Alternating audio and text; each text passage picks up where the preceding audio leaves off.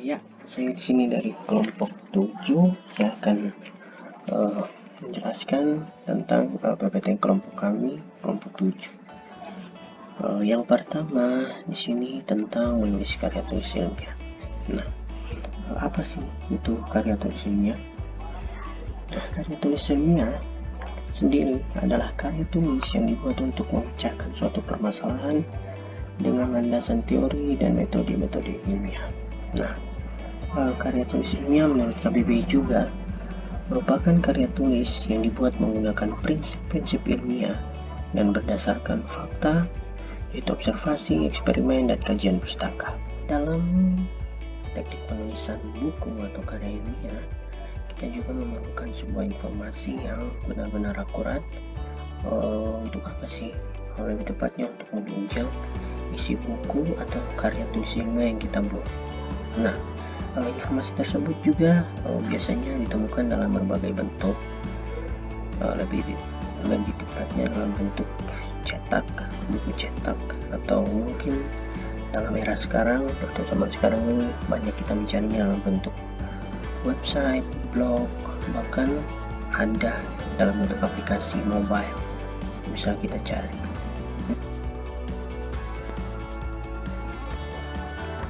Tahapan persiapan menulis karya tulis ilmiah. Yang pertama, mencari sumber referensi yang kredibel. Yang kedua, membaca, dan yang ketiga, menyusun kerangka kerja. Nah, mencari sumber referensi yang kredibel di sini dimaksudkan adalah sebuah karya tulis ilmiah yang disyaratkan memiliki sumber referensi ilmiah yang jelas. Hal ini dimaksudkan agar karya ilmiah yang ditulis kredibel itu dapat meyakinkan dan dapat dipertanggungjawab keabsahannya.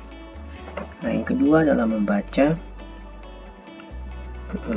dan mengkaji uji teori-teori yang telah didapatkan dari beberapa sumber yang masih mengacu pada karya ilmiah yang akan kita buat.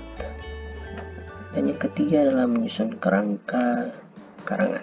Nah, kerangka karangan sendiri terbagi menjadi kerangka dan karangan. Kerangka sendiri adalah suatu rancangan yang berisi poin utama dari rangkaian gagasan yang disusun secara terstruktur, logis, dan spesifik. Nah, sedangkan karangan merupakan pengutaraan buah pikir berupa ide yang dituangkan ke dalam karya tulis ilmiah. Nah, kita bisa menarik kesimpulan. Jadi kesimpulannya, kerangka karangan adalah rencana penulisan yang membuat garis-garis besar dari suatu karangan yang ditulis, suatu karangan atau karya tulis ilmiah yang ditulis.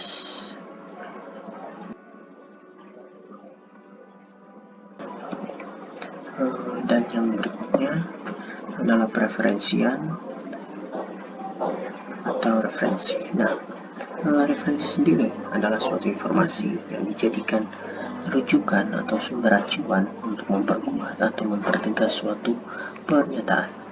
Nah, di sini kita akan cari tahu apa sih tujuan dari preferensi atau referensi itu sendiri.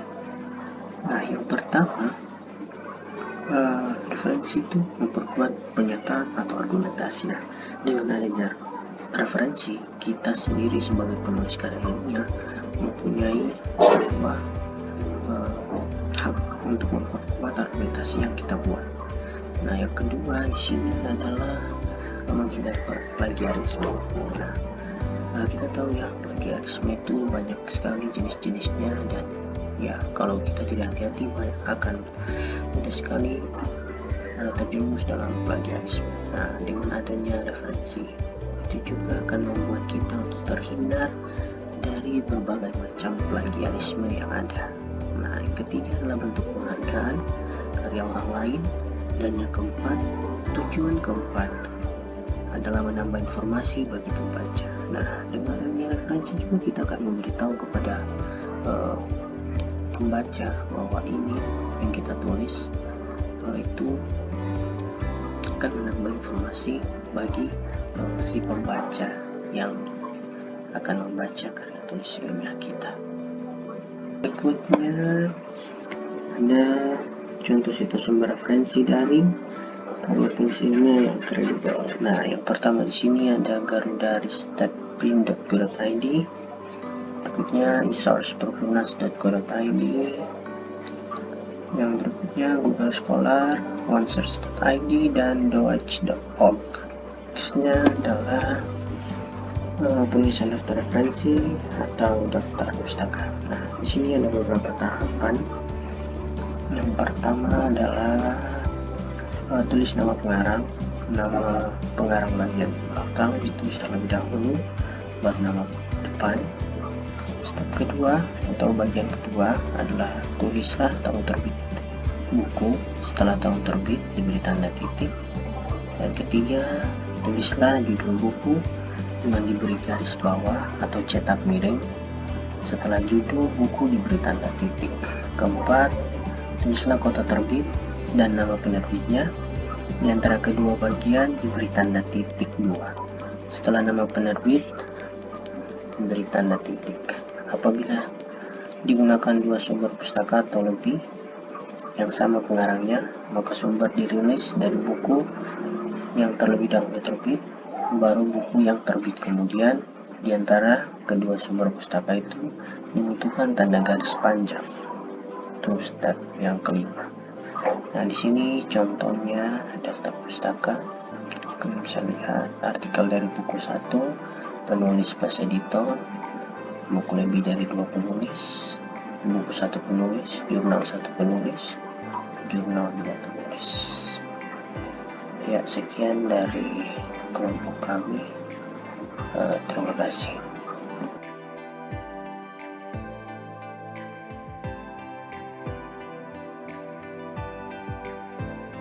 Saya akan menyampaikan cara mengunduh dan menginstal aplikasi Mendeley pada desktop.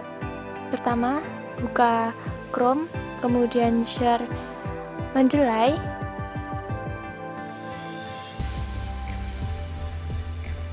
Setelah itu, buka Mendeley pada web yang telah disediakan.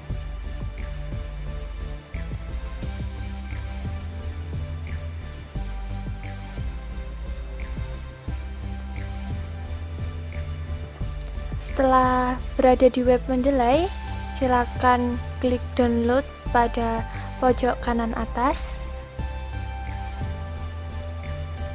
Setelah itu akan muncul menu download Mendeley. Untuk Windows silakan gunakan link yang atas, yaitu download Mendeley untuk Windows. Sedangkan sistem lain silakan pilih sistem yang di bawahnya. Setelah aplikasi terunduh, silakan klik 2 kali.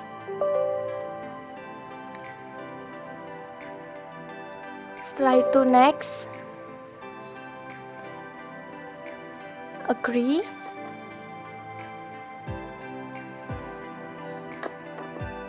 kemudian next, dan install. Kita tunggu.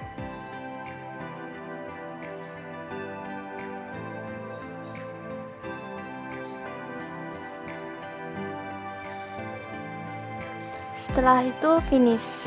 Setelah aplikasi terinstall, akan muncul menu seperti ini. Untuk yang belum melakukan register, silakan melakukan register terlebih dahulu pada pojok kiri bawah.